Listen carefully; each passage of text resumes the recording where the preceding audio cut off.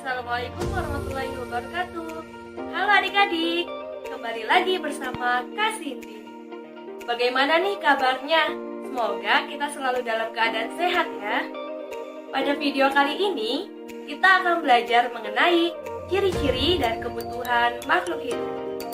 Setelah menonton video ini, diharapkan kalian dapat menyebutkan ciri-ciri dan kebutuhan makhluk hidup.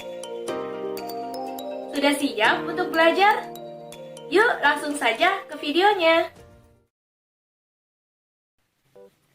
Pernahkah kalian merasa lapar? Saat merasa lapar, itu tandanya kita membutuhkan makanan.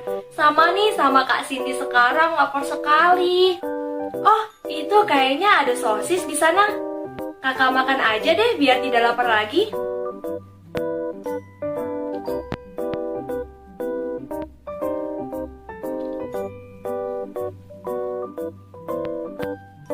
Nah, adik-adik, membutuhkan makanan merupakan salah satu ciri-ciri makhluk hidup.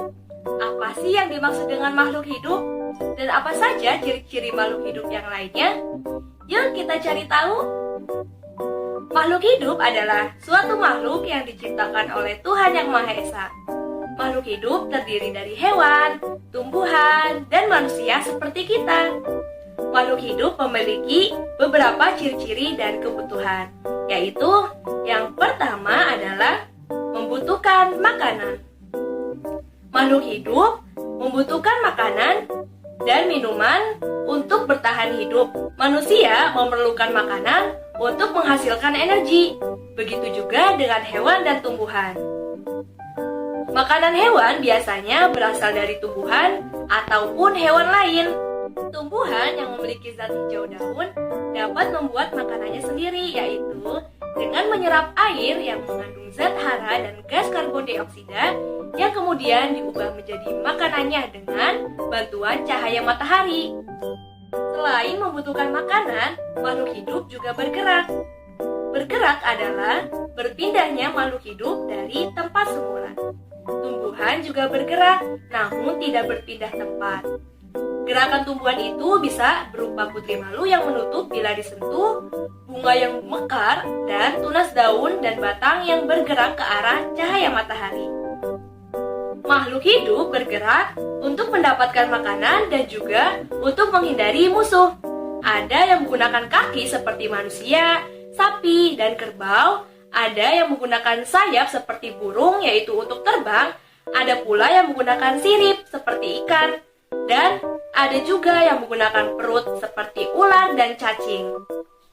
Makhluk hidup juga memiliki ciri lainnya, yaitu bernapas. Bernapas adalah kegiatan menghirup dan menghembuskan udara. Udara yang kita hirup adalah oksigen dan udara yang kita hembuskan adalah karbon dioksida. Ciri makhluk hidup selanjutnya adalah tumbuh. Pertumbuhan manusia ditandai dengan bertambahnya tinggi dan berat badan. Manusia bertumbuh dari bayi, anak-anak, lalu remaja sampai dewasa. Pertumbuhan pada tumbuhan dapat dilihat dari daunnya yang semakin lebat atau banyak dan batangnya yang semakin tinggi dan besar. Begitupun dengan hewan. Anak ayam yang baru menetas, bila kita perhatikan setiap minggunya, akan bertambah berat dan tinggi hingga berukuran sama seperti induknya. Makhluk hidup juga dapat berkembang biak atau menghasilkan keturunan. Manusia berkembang biak dengan cara melahirkan, seperti kita yang dulu hanya berupa janin lalu kemudian dilahirkan oleh ibu kita. Perkembangbiakan pada tumbuhan terdiri dari generatif, yaitu perkembangbiakan melalui proses perkawinan, dan vegetatif, yaitu perkembangbiakan secara tak kawin. Nah, berbeda dengan hewan, perkembangbiakan hewan terdiri dari 3 cara, yaitu bertelur, melahirkan, dan bertelur dan melahirkan.